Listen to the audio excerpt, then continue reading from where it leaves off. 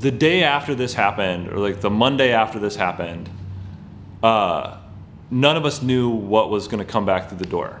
It was a foundational betrayal to all of our values as educators, and as people. I mean, like, this is not a thing that anybody can imagine happening or coming into their community, and it was devastating. We're a school that starts with the idea that everybody has to be known and that everybody belongs here, but in some ways that enhanced the betrayal of what happened. Last year, we had no idea what was going to happen, and there were staff members that were loved throughout the school, and they're like, we can't come back, or they want to leave because it's just been too much. So we've been dealing with a lot of loss, and I'm hoping this year it's going to be a lot better. So far, it seems like it has been. It should be pretty smooth. Still in between, people feel more anger towards it, so they're too scared to like get near everyone, especially with that happening.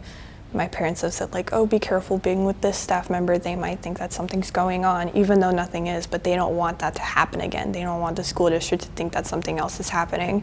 So we're kind of standoffish with certain things, but I think it kind of helped us come together a little more. You know, there was a personal bucket where we were trying to deal with the accusations around what Mike did and sort of what re-examining all of our interactions with Mike, you know, trying to figure out if we missed something, trying to figure out how this could happen in my community. But at the same time, there's this really practical professional piece, which is, you know, school still has to go on. There's 90 kids that got to graduate in June.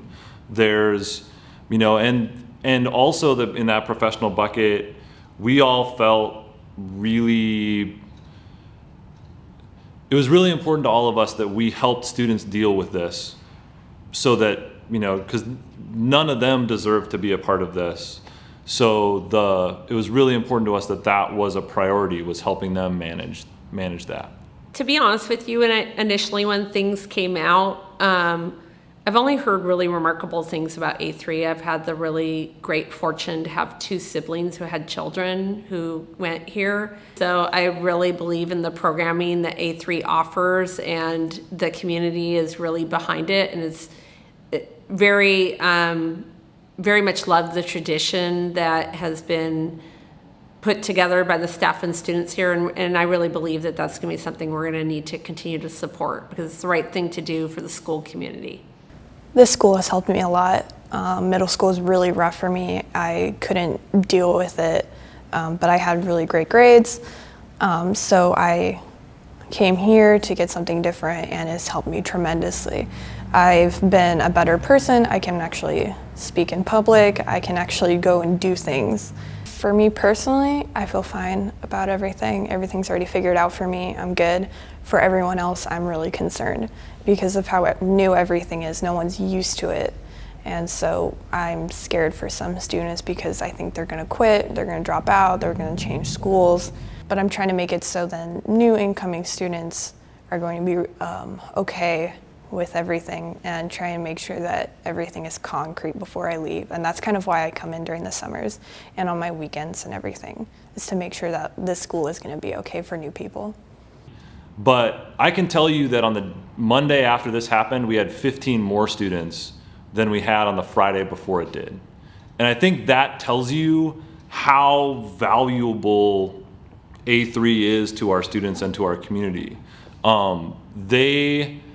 They were desperate to be back here and to make sure that they were going to protect this thing. And that to me is like a call to arms to me as an educator, that if it's important to them, it's important to me. The conversations that I'm having are more concerned about the programming and the changes that might be happening with how the school's laid out than it is about the healing aspect. And I'm not saying that that won't happen because I haven't really had the chance to be immersed, but it definitely has not come up as a question as of yet. So that feels really good, to be honest with you. So now as we go forward, we have to figure out how to take all of the good things that we were doing at A3 and put them into this new context. And effectively what that means is we have to rebuild the airplane in flight. If you were going to design a school like A3 from the ground up, you would take years of study and examination, but we don't have that luxury. But what we don't have in terms of the luxury of time, we do have in terms of the power of our mandate from our students, from our community. This is a place that they deeply value, and that's enough for us to do that work. And I believe that healing will take time and it will be a process, but I want to continue to be a person who advocates strongly for the programming that's happening here, while at the same time holding space for people to be able to process not only any changes that they may anticipate, but also the healing processes they are able to get back to work and back to school in a positive way.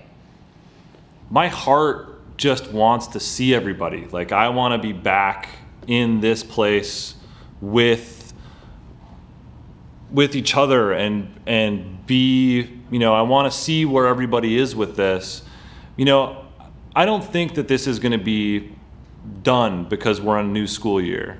But I do think that we're starting a new chapter, and I think that the Springfield School District has done the work to lay the groundwork so that we have a sense of security that we're going to be here and that we're going to find the solutions that we need to find, and that gives us a sense of hope. And I think there's just a sense of strength in survival.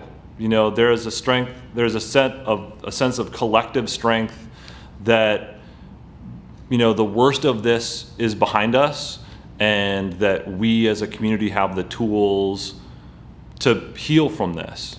And it's going to take time, and it's going to take work, and there's going to be bumps along the way. But for me, being in that is the best therapy.